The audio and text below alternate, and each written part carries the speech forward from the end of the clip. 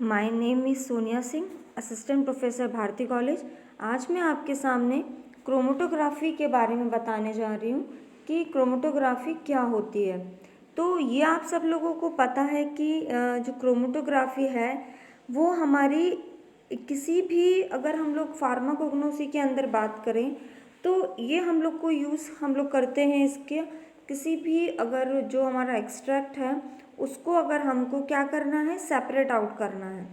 क्योंकि हमको पता होता है कि हमारा जो एक्सट्रैक्ट है उसमें more than 2-3 components of active constituents present होते हैं। तो वो सब एक्टिव कंस्टिट्यूएंट्स को सेपरेट आउट करने के लिए हम लोग क्रोमेटोग्राफी को यूज़ करते हैं।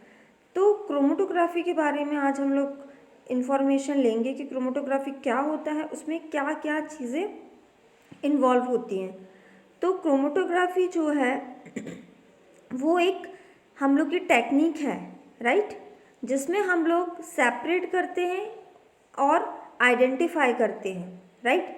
मीन्स दो पॉइंट को एकदम ध्यान रखिएगा कि इसमें सेपरेट होते हैं और आइडेंटिफाई करते हैं। मीन्स किसी भी चीज़ को सेपरेट आउट करना है तो हम लोग इसका यूज़ करेंगे, और आइडेंटिफाई करना होता है तो भी हम लोग इस चीज़ का यूज़ करते हैं। तो सेपरेशन और आइडेंटिफिकेशन के लिए हम लोग इस चीज़ का यूज़ करते हैं।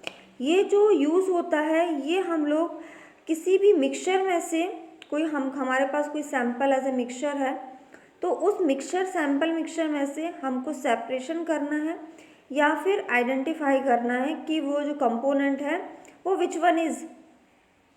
तो उस चीज़ को आइडेंटिफाई करने के लिए we use the technique of chromatography, right. तो जो इसका जो वर्किंग होता है, works by allowing the molecule present in the mixture to distribute themselves between a stationary phase and mobile phase. अब इसमें क्या होता है, ये सेपरेशन होने का जो प्रोसेस है या आइडेंटिफिकेशन का होने का जो प्रोसेस है ये किस तरीके से होता है।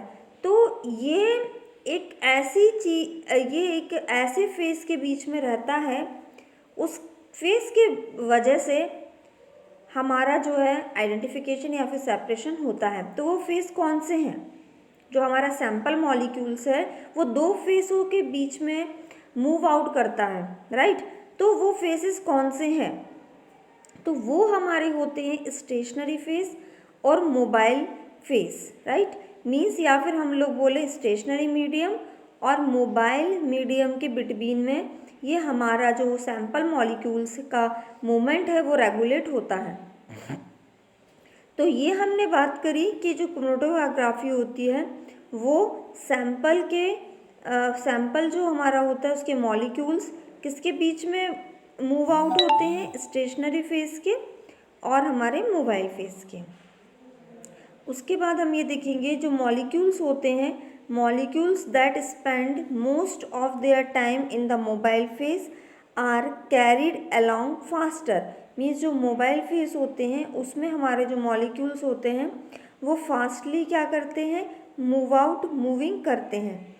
उसके बाद अगर हम लोग देखें कि क्रोमो का मीन्स क्या होता है और ग्राफिन का मतलब क्या होता है। तो क्रोमो का मतलब जो होता है वो होता है हमारा कलर। मीन्स क्रोमो का मीन्स होता है कि कलर प्रोवाइड कराना, कलर बताना, ठीक है। और ग्राफिन का मतलब होता है किसी भी चीज़ को राइट करना, ठीक है। तो ये जो क्रोमो है वो कलर इंडिकेशन के थ्रू हम लोग उस चीज़ को राइट डाउन करते हैं, उस चीज़ को पता लगाते हैं। नेक्स्ट अगर हम लोग देखें इस क्रोमेटोग्राफी के अंदर कलर बैंड्स का फॉर्मेशन होता है। मीन्स जो हमारे एक्टिव कंस्टिट्यूएंट्स जो प्रेजेंट होते हैं उसमें क्या होता है, ये कलर फॉर्मेशन होता है, वो बैंड्स बनते हैं एक्टिव कंस्टिट्यूएंट्स की। मीन्स सेपरेशन उसी बेस पे एक्टिव कंस्टिट्यूएंट्स का होता है, राइट। इसके बाद नेक्स्ट स्लाइड में हमारी हिस्ट्री है। हिस्ट्री का मतलब किस किस ने हमको डिफरेंट सन में कौन कौन से साइंटिस्ट ने हमको ये इन्फॉर्मेशन दिया था। नेक्स्ट अगर हम लोग बात करें पर्पस ऑफ क्रोमेटोग्राफी, कि क्रोमेटोग्राफी का बेसिकली पर्पस क्या होता है, क्यों हम लोग इसको यूज़ करते हैं। तो बेसिक जो इसका पर्पस होता है वो होता है एनालिटिकल और प्रिपरेटिव, राइट। एनालिटिकल का मतलब होता है determine chemical composition of a sample. ठीक है, एनालिटिकल का मतलब होता है क्या, जो हमारे केमिकल कंपोजिशंस हैं सैंपल के, उसको पता करना, एनालाइज करना। एनालिटिकल का मतलब होता है एनालाइज, राइट।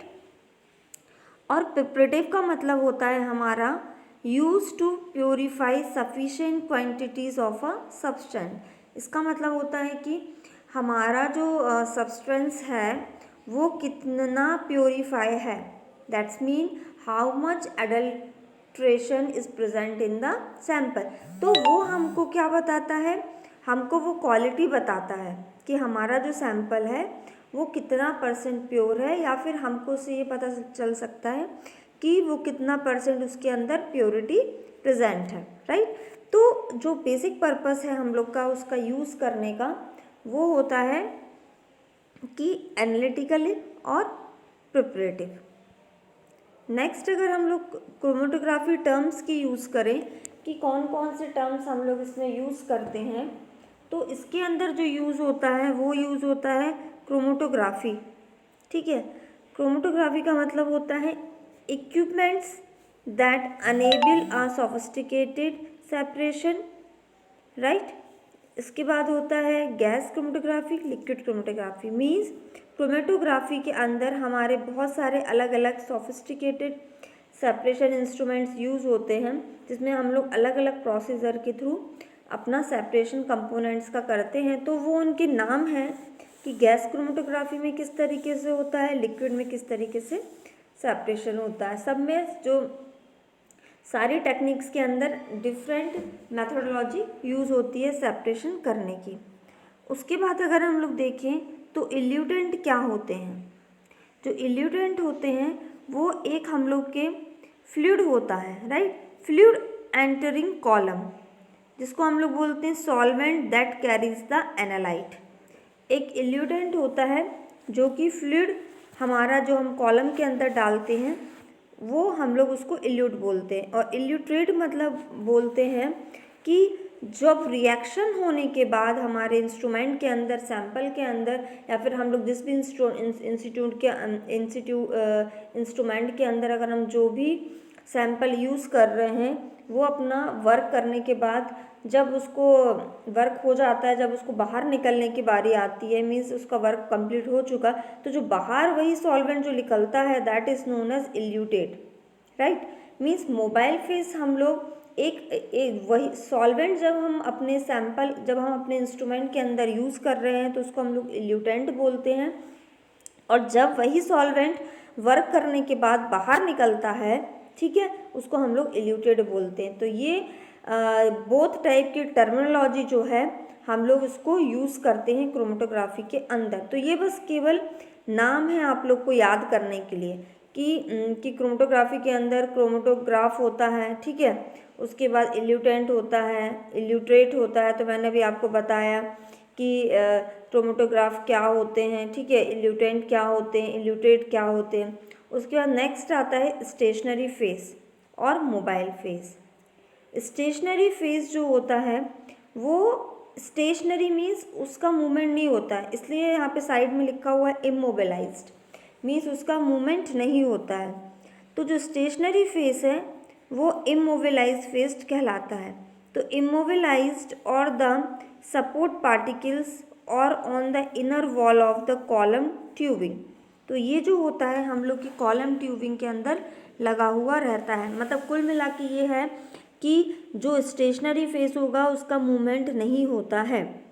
जैसे कि अगर हम लोग बात करें टीएलसी प्लेट में, तो टीएलसी प्लेट में हम लोग जब प्लेट बनाते हैं तो सिलिका जेल की कोटिंग करते हैं, तो वो सिलिका जेल का जो प्लेट बना है वो स्टेशनरी फेस उसको हम लोग बोलते हैं। स्टेशनरी फेस मतलब उसमें कोई मूवमेंट नहीं होगा, ठीक है, हम लोग उसी टीएलसी प्लेट के ऊपर अपना सैंपल को रखते हैं। फिर उसके बाद हमारा नेक्स्ट टर्म जो यूज़ होता है वो मोबाइल फेस। मोबाइल फेस में हम लोग क्या करते हैं, मोबाइल फेस में हम लोग यूज़ करते हैं अपने सॉल्वेंट को, मीन्स अपने सॉल्वेंट से मतलब है कि इसमें हम लोग यूज़ करेंगे अपना लिक्विड सॉल्यूशन जो हम लोग मूव करा सकते हैं। मीन्स हम लोग ऊपर से अपने सॉल्वेंट को डालते हैं, ठीक है। और जो मैंने आपको इल्यूटेंट बताया था और इल्यूट बताया था, ठीक है, वही चीज़ है ये। जब स्टेशनरी फेस के ऊपर जब हम लोग अपना सॉल्वेंट यूज़ करते हैं तो वो कहलाता है मोबाइल फेस, क्योंकि वो पूरा मूव आउट हो रहा है, राइट। उसके बाद पूरा मूव आउट हो रहा है का मतलब है पूरा मूव आउट हो रहा है मीन्स वो अपना रिएक्शन कर रहा है, ठीक है। उसके बाद अगर हम लोग देखें कि जो हमारा मोबाइल फेस के बाद अब नेक्स्ट आता है रिटेंशन टाइम। तो रिटेंशन टाइम क्या होता है? रिटेंशन टाइम का मतलब है कि कितना टाइम हमारे जो मोबाइल फेस है वो अपने सिस्टम के अंदर ले रहा है, यूज़ कर रहा है। तो time takes for a particular analytes to pass through the system under set conditions, right. तो उसको हम लोग बोलते हैं retention time. Means time takes for a particular analyte to pass through the system, means कितना टाइम लग रहा है हमारा उस सिस्टम में हमारे जो भी चीज़ें हैं उसके पास होने में। नेक्स्ट आता है सैंपल, जिसको हम लोग एनालाइट बोलते हैं। तो जो भी सब्सटेंस हम लोग यूज़ कर रहे हैं वो हमारे किसके अंदर आते हैं? एनालाइट के अंदर। उसके बाद नेक्स्ट आता है सॉल्वेंट। तो जो सॉल्वेंट हमारे हैं वो सॉल्वेंट्स जो होते हैं वो any substances capable of solubilising another substance. तो उसमें क्या होता है, सॉल्वेंट हम लोग ऐसा लेते हैं जो कि जिसके अंदर कैपेसिटी होती है दूसरे सब्सटेंस को सॉल्युबलाइज करने की। तभी से उसी बेस पे हमारा जो सेपरेशन होता है किसी भी कंपोनेंट्स का वो होता है। तो इस तरीके से जो हमारे क्रोमेटोग्राफी के जो टर्म्स हैं उसके अंदर हम लोग ये देखते हैं। नेक्स्ट आपको दिख रहा है इस स्क्रीन के ऊपर क्रोमेटोग्राम। तो क्रोमेटोग्राम में जो आपको ये ग्राफ है, ये ग्राफ होता है क्रोमेटोग्राफी का, उसको हम लोग क्रोमेटोग्राम बोलते हैं। ये चीज़ आपको याद में रखना है कि जो ग्राफ होता है, किसका ग्राफ? क्रोमेटोग्राफी का। क्रोमेटोग्राफी का ग्राफ कब आता है? किसी भी इंस्ट्रूमेंट का जब हम लोग का सेपरेट आउट हो जाते हैं। तो कौन कौन से हमारे जो सैंपल हैं वो सेपरेट आउट हुए हैं, उस चीज़ का ये ग्राफ होता है, राइट। इस चीज़ को ध्यान रखिएगा। तो जो सेपरेशन है वो हमको ग्राफ के थ्रू इसका पता चलता है। तो ये हम लोग का जो क्रोमेटोग्राम होता है इसमें इसलिए लिखा हुआ है कि visual output of the chromatogram. इसमें हमको विजुअली देख सकते हैं जो भी कंपोनेंट सेपरेट आउट हुए हैं वो हम लोग जो पीक आती है ग्राफ की उसके बेस पे हम लोग उसको आइडेंटिफाई कर लेते हैं, राइट। तो इस तरीके से जो हम लोग का क्रोमेटोग्राम है वो हमको दिखाई देता है। तो आज की वीडियो में हमने क्या देखा कि जो हमारा क्रोमेटोग्राफी है, क्रोमेटोग्राफी के अंदर हमने देखा कि क्रोमेटोग्राफ होता है, राइट। क्रोमेटोग्राफ क्या होता है? क्रोमेटोग्राफ होता है कि जो भी सेपरेशन हुआ है वो हमको किसके फॉर्म में मिलता है? क्रोमेटोग्राफ के फॉर्म में हमको मिलता है। उसके बाद हमने देखा इल्यूटेंट क्या होते हैं। तो इल्यूटेंट हमने बताया कि जो सॉल्वेंट हम लोग यूज़ कर रहे हैं अपने इंस्ट्रूमेंट के अंदर वो होता है इल्यूटेंट। और जब वो अपना वर्किंग पूरा कर लेता है सॉल्वेंट, उसके बाद जब उसको निकलना होता है या हम उसको निकालते हैं तो वो कहलाता है इल्यूटेट। ये दोनों चीज़ में कंफ्यूज नहीं होना है। उसके बाद हमने बताया स्टेशनरी फेस क्या होता है और मोबाइल फेस क्या होता है। तो हमेशा क्रोमेटोग्राफी के अंदर दो फेसेस होते हैं, एक स्टेशनरी फेस होता है जो कि मूव नहीं होता है और उसके ऊपर हम लोग अपना सैंपल को रखते हैं जिसको हमको सेपरेट आउट करना होता है। उसके बाद हम लोग इसके अंदर क्या यूज़ करते हैं? Mobile face. ये मोबाइल फेस में क्या होता है? वो मोबाइल फेस हमेशा मूव होता है और वही हमारा जो सैंपल है उसको डिज़ोल्व करके उसके साथ रिएक्शन करके उसको अलग अलग कंपोनेंट में सेपरेट आउट करता है।